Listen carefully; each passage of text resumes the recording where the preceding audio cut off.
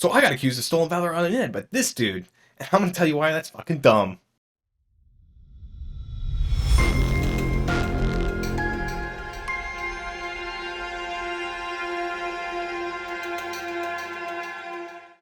Hey, all struggle. So first off, I want to say that I hope you guys have had a happy holiday and a happy new year. I hope you got to see some fireworks, eat some good food, and let's make the best out of 2022. You know, this is our fucking year. Let's go. Recently, somebody asked me to do a react video of Stolen Valor, and it just so happened to work out at the same time. I got a crazy dude who was accusing me of Stolen Valor, so I thought it would be, I weighed my options there. I was like, what would be more interesting, you know, reacting to Stolen Valor or talking about how I've been accused of it? Obviously, I think the latter is way more interesting and funny. So I guess this guy found me from the Surmer video, and I'm gonna put the comments up on the screen as I read them off. First off, let's keep it civil. You know, don't track this guy down and harass him. You know, it doesn't matter. It's not a big deal. I know what I did. He's not hurting me. So when you get out, don't do a cringy VR chat interview talking about how AC-130 gunners have it so tough. How many gunship fire missions were there in the entire 20 years in Afghanistan? I'll wait. What is the logic behind this? Like, if I somehow don't know how many AC-130 missions, how many sorties were generated in Afghanistan, like I'm not a real gunner or a gunship guy. Who's gonna know that? Unless there's like, I would say like maybe one gunship guy did know it, probably for like the end of the war. They probably had like some ceremony in the auditorium, you know, talking about, you know, what they've managed to accomplish in 20 years. That's probably the only time anyone's heard that fucking number read out. Most gunship guys are just not going to care about that. What we do care about is how many missions that we've been a part of. You know, I have over 200 combat sorties, which equals 10 air medals. You know, outside of what I've managed to generate sortie wise, I don't care. You know, I'm not counting every fucking sortie, and I never did that award ceremony for the end of Afghanistan, so again, don't fucking care. And he got into the comment section of the Surmer video, replied to one of my comments, and he was like, no combat veteran such as myself would be on VR chat, laugh out loud, Stolen Valor. And it's like, dude, first off, I can find at least 4 more videos of combat veterans doing interviews in VR. You know, some of them, you know, infantry guys. So I don't really know what he's going for. Like, first off, what makes you the authority on, you know, judging another veteran on how they decide to talk? There's always been this weird thing in the military. It's like, I wouldn't say it's like necessarily like a dick measuring contest between people, but that's almost exactly what it is. There's always somebody who's going to look down upon whatever you've done. Like him saying, you know, like Air Force AC-130 gunners have it so tough. Nowhere in that Surmer interview did I ever go on about how, you know, I think that I had it so much tougher than like a ground guy. You know, I would never do that. I have talked to my ground parties. I've talked to 11 Bravos. I've talked to Marines. I know what they went through on the ground. You know, one of my good friends, I wouldn't say we've had a falling out, we've just lost contact. He was there, he was a Marine in Fallujah, and he was telling me about how fucking messed up it was for the Marines there. I would never say, like, compare myself to an infantry guy. I see that that's one of like the big critiques on the video is like, you know, infantry guys, they're very protective of their community, and for whatever reason, they don't like to share any of the limelight. You know, if you're a FOBIT or anything like that, you know, these guys, some of them, not all of them, some of them will, you know, shit on your service because you weren't infantry, which is fine. They've got the whole term POG, which is not like the Twitch POG, where it's like play of the game, like cool thing. Their POG is, you know, pussy other than grunt. You weren't a grunt, so fuck you, basically. And that's fine. We had something equivalent in the AC-130 community where it was like, we would call people nonners, which nonners is kind of a term that goes back to non-sortie generating personnel. Basically like, oh, you're not a flyer or a person who works on the flight line, fuck you. It's all kind of stupid. Like, I've been out so long now that I realized how dumb it was at the time to like shit on anyone else who was in, because I just got turned around and got shit on by like a couple 11 Bravos myself. It happens. It doesn't matter what you do. There's always going to be somebody else who did more. And he may, in fact, be a combat veteran. He may be like an 11 Bravo. It doesn't matter. But he's not the authority on like what other combat veterans can do. And the fact that he would say Stolen Valor is like, you know, okay, if he is an 11 Bravo, he knows nothing about gunship stuff. So he has little working knowledge on the AC-130, let alone enough knowledge to call someone out. We have Facebook groups for the AC-130 community, and we call out such stolen valor.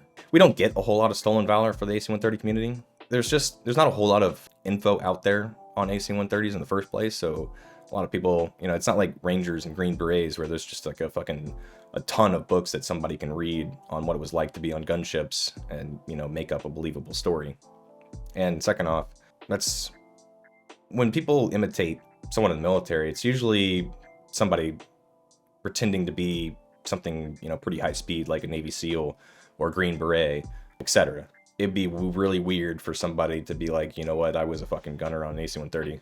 It's like, and okay, yeah, it's an interesting career field, but it's not so interesting that there's like a whole lot of people pretending to be part of that career field. Like I said, we have a Facebook group. We've had eyes on a couple people that have basically faked being an aerial gunner. But most of those people fake Vietnam gunners, not modern day gunners. That might go up as time goes on. Who knows? But yeah, so let's do this like a court proceeding kind of thing. Let's go down the list. I'll plead my case for why I'm not stolen valor, and y'all can make your decision. First off, Exhibit A will be me putting up a picture of myself while I was in. I know that I've grown a beard since then, so that may throw people off. You might not be able to tell that I am the person in this photo that I just put up. But if you look at the eyes in the profile, you could tell that the guy in the photo is me. Now, you could be like, well, there's Photoshop and stuff like that. Maybe you're just really good at Photoshop and you Photoshopped yourself into somebody else's photo. Okay, fair. I suppose that's possible. But then again, I have way more evidence. Exhibit A of evidence, or well, Exhibit B since I showed the photo. My aircrew flight helmet. Now, you might be like, okay, well, you can probably buy that from the manufacturer, get it off of eBay, a used one. And yeah, you'd be right, you could do that. It costs several $1,000s, but yeah, you could. I don't know why, unless you're a military LARPer. I don't think there's going to be any reason to spend that kind of money. I don't think you would need an aircrew flight helmet to sell your stolen valor story if you were trying to pretend to be an aerial gunner. And again, there's some stuff on here that, the average person who would go that route wouldn't have on it. Like me having this number 363 on there. That would be some crazy attention to detail that I would have had to know that aircrew flight helmets have numbers on them to distinguish them from other aircrew flight helmets. So that was my bin number. This is where I put, that was the bin number that I would put my helmet and my oxygen mask in for aircrew flight equipment to do my 30-day inspection. On the other side is the last 30-day inspection I did. You might not be able to see it. It says 2 February 16. It's the last time it was inspected. Yeah, it would just be crazy attention to detail to have that. So let's go to Exhibit C of why I am not pretending, or I'm not pretending to be an aerial gunner, but actually am. Here's my little folder for my career enlisted aviator course's graduation certificate from basic aerial gunner course. So I'm going to cover up my name there. Shit, I kind of revealed it a little bit, but specializing in basic aerial gunner duties, which, let's be honest, that schoolhouse didn't adequately prepare you. It was just I would call it like a fire hose course. It was meant to weed out people who would probably fail out of the on-the-job training and the schoolhouse for whatever flying unit they went to. It really didn't set you up for the next schoolhouse, but it was a washout course for it. All right. So this one is one of my aircrew, Air Force aerial achievement medals. I suppose you could find the folders for these, the sleeves.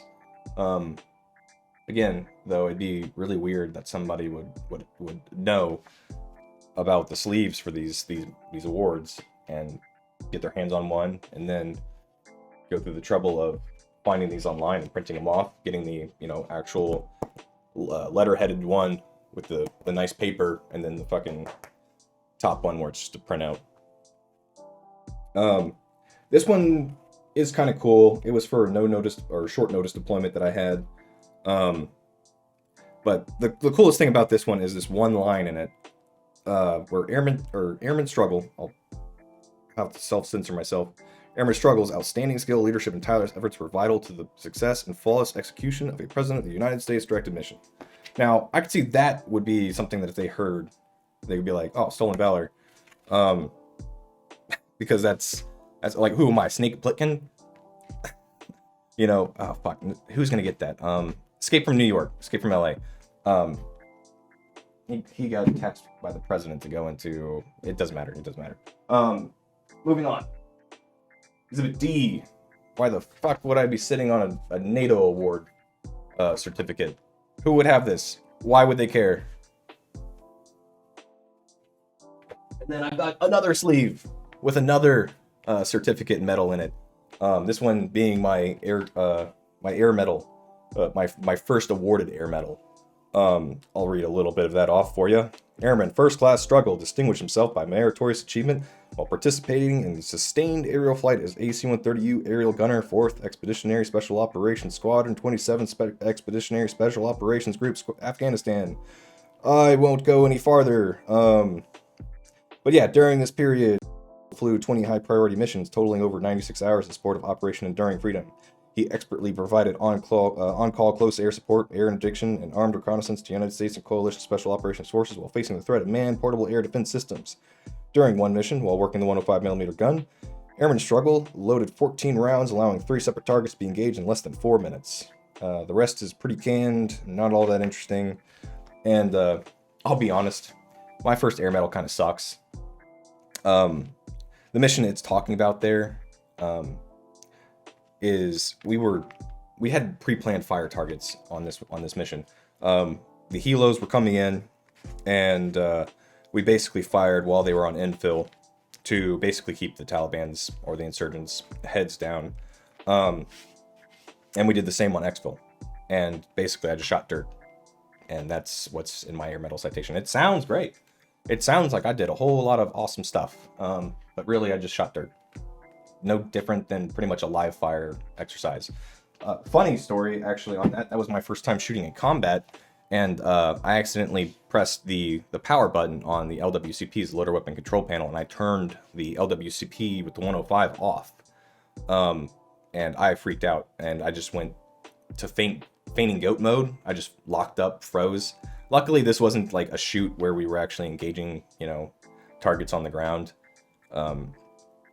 So my lead gun just came over there and fucking slapped me on the head and just turned the LWCP on. The reason I froze up was because I knew that in some scenarios, if you turned off the LWCP, you would lose the some of the computer's updated settings on the gun, and I was worried that I had done that.